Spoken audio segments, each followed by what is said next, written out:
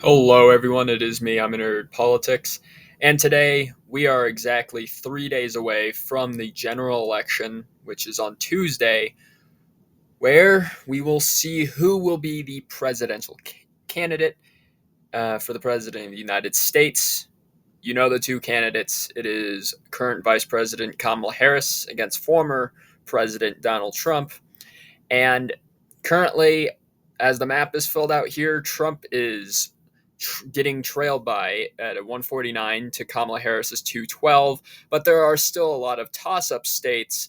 In fact, one of them, which the comments have basically told me that I'm full of lies of, is Minnesota, it won't be a toss-up state, it won't be a Republican state. Even if it wasn't, even if the polls say it's not going to be a Republican state by the numbers that are suggested, it's still a toss-up state, which people didn't want to put me as like I was right on kind of thing.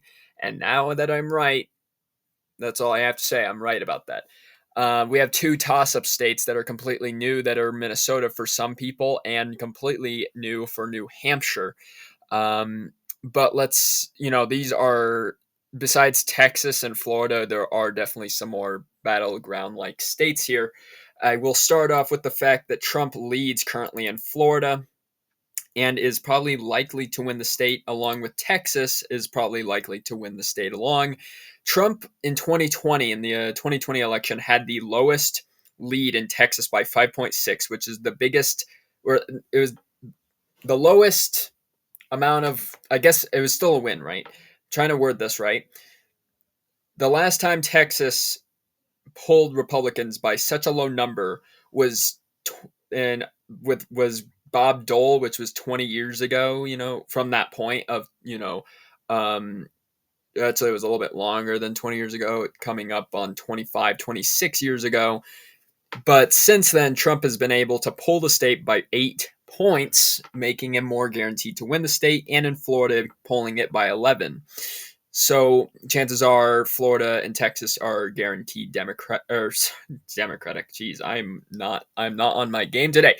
Are guaranteed Republican states, leading with a 219 over 212, but there are still a lot of toss-up states here in the matter. First, I want to start off with Arizona, which currently, from Real Clear polling on the RCP average, pulls a 2.5 point lead, which is a lot more from 2020, where Biden barely took over with a 0.31 lead. And even in past elections, you could see in past elections, if we can go back, 2016, Trump did win by a 3.5. So it averages out that it is likely that Trump tilts the state in the direction of being a Republican state. Next, we'll have Nevada here, which currently leads with a 1.5 lead for Donald Trump, which in 2016, Clinton polled by a 2.4. And by 2020, Biden also carried a 2.4, which would let down for a lot of Democrats in Nevada. But because of the recent Senate race going on, which has had Republicans have a little bit of a boost for sure, it does seem that Trump could also pull a tilt state, probably a very narrow tilt on Trump winning Nevada and Arizona. That's 236 to 212, but we still have a lot of states to go. We'll start with Georgia, which has a 2.6 lead as of currently. Today is November 2nd, which in 2020 Biden won this by 0.25 or 24% of the vote, very slim margins, being that Georgia hadn't been a Democratic state for since before that timeline. Georgia hadn't been a Democratic state since 1992, when George Clinton won it in the first election. So it's been obviously a long time, and we saw a very narrow win by Biden here, but a 5.1 lead for Trump in 2016. So this 2.6 isn't so much of a shocker and comes in to be more leaning towards a Republican-like state with a 252 to 212 here. Let's go to North Carolina, where in North Carolina there's a 1.7 lead for Donald Trump as of currently.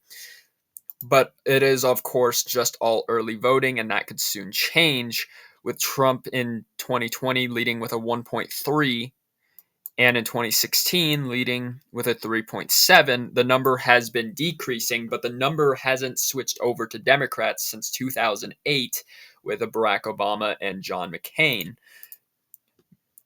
My analysis of it, just because it's early voting doesn't mean it's the end of everything, and chances are this swings more in the Republican direction still.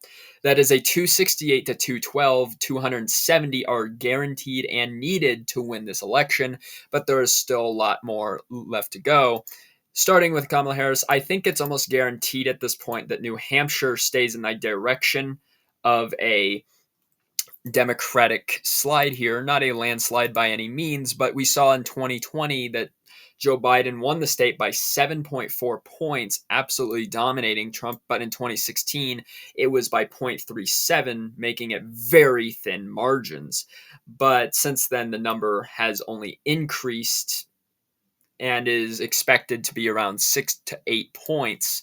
So in this case, it is almost leaning or likely to be that New Hampshire wins for Kamala Harris.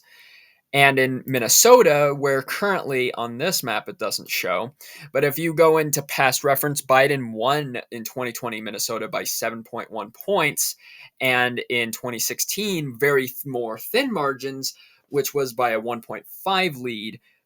Not very much, as we saw there. But the last time that the state was Republican was in 1972. Yeah, not even Reagan could win the state. And that was by a margin of 5.5. So, if Republicans flip the state, it'd be very cool to see. I've been wanting them to win that state forever. I just don't think they are.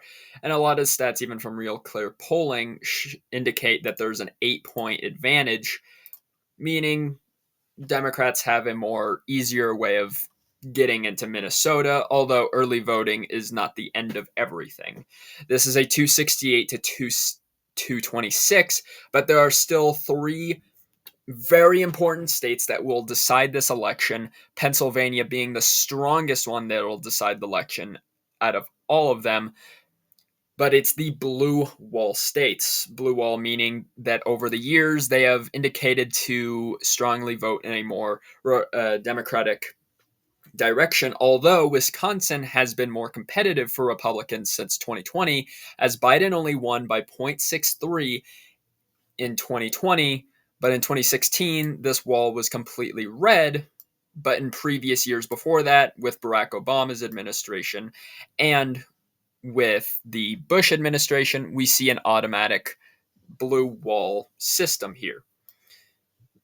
So it argues to say, let's start with Wisconsin, as it's arguably the most competitive for Republicans, in which Kamala Harris leads by a 0.2 point difference, which isn't too much of a surprise if Joe Biden only won 0.63, meaning we have a lead, a very, very tight lead here for just the beginning here. Of course, election day will determine a lot of these states, but as currently Wisconsin leads for Democrats.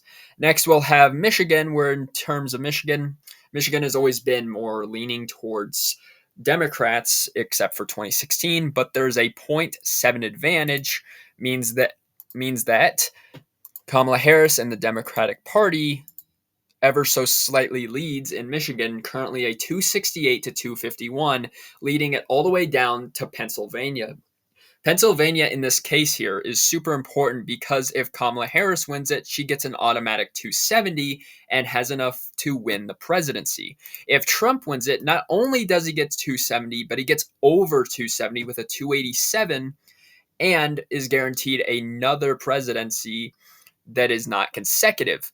However, while it says here that Trump leads by a 0.4 advantage, in other polling datas that I was able to pull up, which I will get to here, just give me a second. In other yeah, in USA Today and Soulfox, I was able to narrow it down and get the most accurate that I could out of this, and it still shows that Pennsylvania is a tie for both Trump and Harris, neck and neck, where no one is leading. And we saw in 2020 with Biden's 1.2 lead. However, this was a 0.72 lead even in 2016. And we saw that this number has decreased throughout time since Obama left office. Who gets the state? So this one will determine it all by all means if these don't change. So for currently, this state is a tied race and is unknown. That is currently a 268 to 251. Trump still leads, but if Pennsylvania can't be won and either can these states, Kamala Harris wins by the closest margin in United States history since the 2000 election with George Bush and Al Gore. But of course, I want your opinions on this, so please do make sure to leave a like and subscribe. We're almost at our goal of 500 subs. And of course, until then, I will see you all in the next political update video. Peace out, everyone.